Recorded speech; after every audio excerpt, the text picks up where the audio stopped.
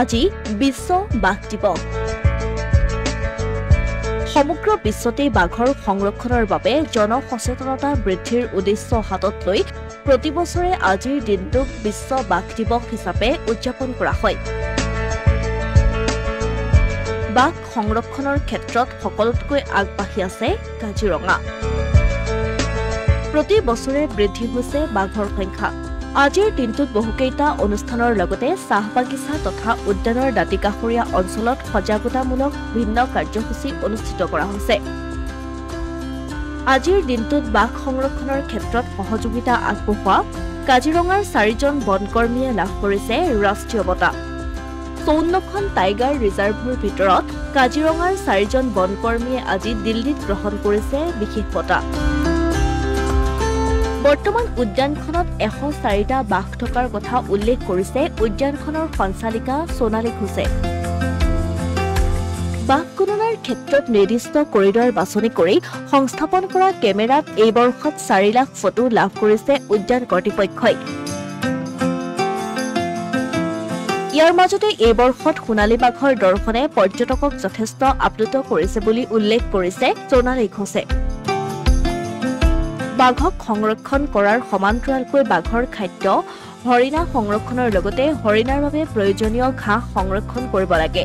বাঘৰ সংখ্যা বৃদ্ধি হোৱাৰ বাবেই জনাঞ্চললৈ বাঘ ওলাই যোৱাৰ সম্ভাৱনা ব্যক্ত কৰিছে বিষয়াগৰাকীয়ে। গ্লোবেল টাইগাৰ ডে 29 জুলাই আমাৰ হয় এণ্ড আমাৰ যেটো বেংগল টাইগাৰ যেটো আমি কওঁ সেইটো আমাৰ গোটেই ৱৰ্ল্ডত আমাৰ ইণ্ডিয়া মানে কাণ্ট্ৰিত আমাৰ মেক্সিমাম আছে।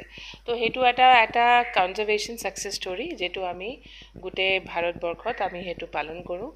আজি আমাৰ ইয়াতেও মানে আমাৰ বহুত প্ৰগ্ৰামছ আমি কৰি আছোঁ। স্পেচিয়েলি এই টাইমৰ এই জুলাই মাহত আমাৰ বানপানী টাইমত আমি ভাবিলোঁ কি আমি এবাৰ চাহ বাগান আৰু ইয়াতে যে আমাৰ ল'ৰা ছোৱালী আছে যেটো দাঁতিকাষৰীয়া গাঁৱত সেইবিলাকক আমি এটা সজাগতাৰ কাৰণে আমি প্ৰগ্ৰামছবিলাক কৰিলোঁ। কাৰণে গৌৰৱৰ কথা তাত আমাৰ কাজিৰঙাৰ 4জন ষ্টাফে এটা নেশ্যনেল এৱাৰ্ড আজি পাইছে। সেইটো আমাৰ যেটো গোটেই আমাৰ 54 টাইগাৰ ৰিজাৰ্ভছৰ ভিতৰত সেইটো কাজিৰঙাৰ ষ্টাফে সেইটো এৱাৰ্ডটো দিল্লীত আজি গ্ৰহণ কৰিছে।